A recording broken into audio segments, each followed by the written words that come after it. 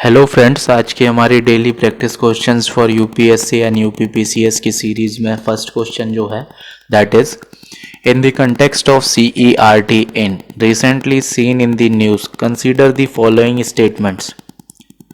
Founded in 2004 under Ministry of Electronics and Information Technology.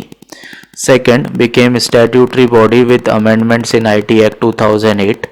Third, recently sounded alert about video conferencing app Zoom. Which of the above mentioned statement is or are true?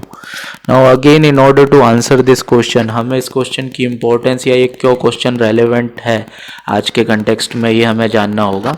Recently ministry of home affairs ने एक advisory जारी की है कि जो लोग भी इस वीडियो कॉन्फ्रेंसिंग ऐप जूम को यूज़ कर रहे हैं, as this app is prone to cyber attacks, it can secretly steal your confidential and sensitive information।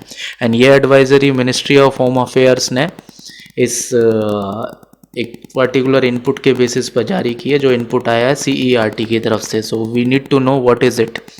CERT बात करूँ तो मैं इसका फुल फॉर्म है computer emergency response team of India.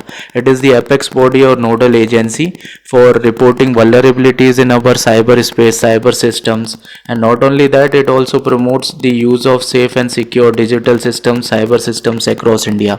So इसका काम ही यही है कि जो भी हमारे गैप्स हैं साइबर सिस्टम्स में, जो भी हमारे शॉर्टकमिंग्स हैं डिजिटल सिस्टम, साइबर सिस्टम्स में, उनको ध्यान में रख के उनको हाईलाइट करना, और जो भी मेजर्स हो सकते हैं इन सबको प्रिवेंट करने के लिए वो सारे मेजर्स लेना, और safe and secure cyber system को इंडिया में प्रमोट करना, ये इसका काम ही है। And it was created in 2004 under the MITI, ministry of electronics and information technology. And जब 2008 में IT एक्ट्स में अमेंडमेंट्स किए गए तो उस समय इसको एक स्टैट्यूटरी स्टेटस दे दिया गया। सो रिसेंटली इसने जूम ऐप, जिसका कि हाल के टाइम में काफ़ी यूज़ बढ़ गया है because of the ongoing lockdown, many people are force to work from their home. काफ़ी सारे लोग घर से ही काम कर रहे हैं। घर से काम करने के लिए जो भी मीटिंग्स वगैरह हो रही हैं उसमें वीडियो कॉन्फ्रेंसिंग ऐप इस जूम का इस्तेमाल काफ़ी हाईली यूज़ हो रहा है। एंड इसके रिसेंट डाउनलोड्स के जो डेटा हैं वो भी यही सजेस्ट करते हैं, but as per the advisory of MHA based on the input of this agency CERT, it is saying that it doesn't have enough safeguards to prevent cyber attacks, जो कि साइबर सिक्योरिटी के जो भी attacks हो सकते हैं इस softwares में काफ़ी आसानी से, which can steal the confidential information. So with this much I think we can easily answer this question.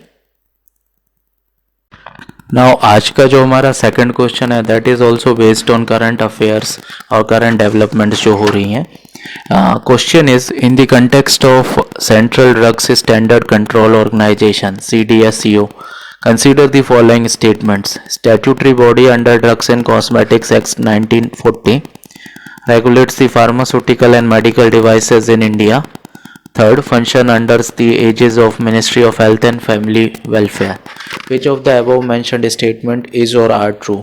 Now again इस क्वेश्चन को आंसर करने के लिए हम अगर इसके रेलेवेंस या इसके इम्पोर्टेंस पर ध्यान दें तो रिसेंटली जो भी फर्म्स रैपिड टेस्टिंग किट्स बना रही हैं उनको जो मैन्युफैक्चरिंग लाइसेंस चाहिए था, that manufacturing licence is given by this organisation.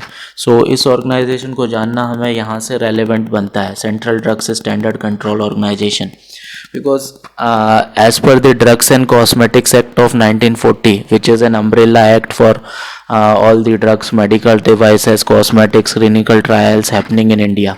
So उसके अंदर ये एक एपेक्स लेवल बॉडी है, सेंट्रल लेवल बॉडी है, जिसके अंदर अगेन एक director controller, drugs controller general of India आता है, जो कि बेसिकली लाइसेंस देता है फर्म्स को फॉर मेकिंग फार्मास्यूटिकल्स और drugs, medical devices based on the recommendations of drug technical board and other relevant consultative committees. उन सब के रिकमेंडेशंस के बेसिस पर ही लाइसेंस की परमिशन दी जाती है फॉर मैन्युफैक्चरिंग एनी ड्रग और मेडिकल डिवाइसेस या जो भी इस फील्ड के रिलेटेड काम है।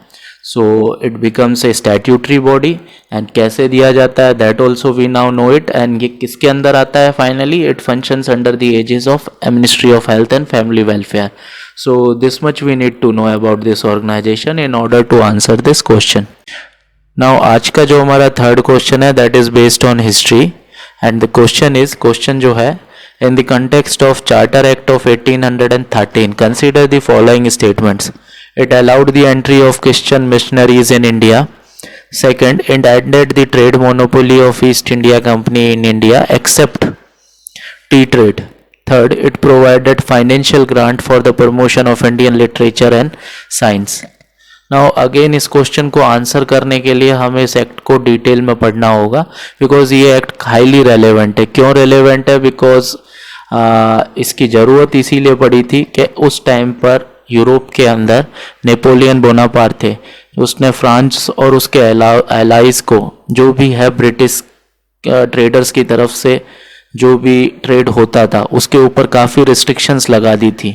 तो ब्रिटिश ट्रेडर्स को जो यूरोपियन मार्केट है वहाँ पर हैवी लॉसेस सफ़र करने पड़ रहे थे, जिसके कारण ब्रिटिश पार्लियामेंट ने इवेंचुअली डिसाइड किया कि अब नाउ उनके लॉसेस को कम करने के लिए Asian markets and particularly the Indian market को खोलना पड़ेगा और उस पर से ईस्ट इंडिया कंपनी की मोनोपोली पहले तो ख़त्म करनी पड़ेगी. So that's why they brought in this charter act of 1813.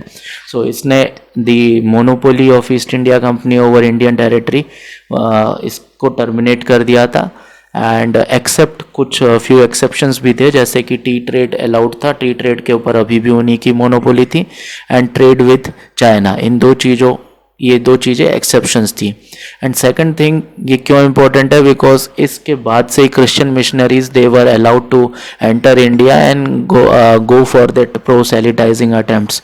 उससे पहले क्रिश्चियन मिशनरीज इतने बड़ी तादाद में या ऑफिशियली नहीं अलाउड थे. Now they had the official backup and with this act. And second thing कि इसके अंदर एक 1 लाख रुपीज़ का भी बजट सेपरेटली फाइनेंशियल ग्रांट दी गई थी for educating Indians under the British rule and promotion of Indian literature and science.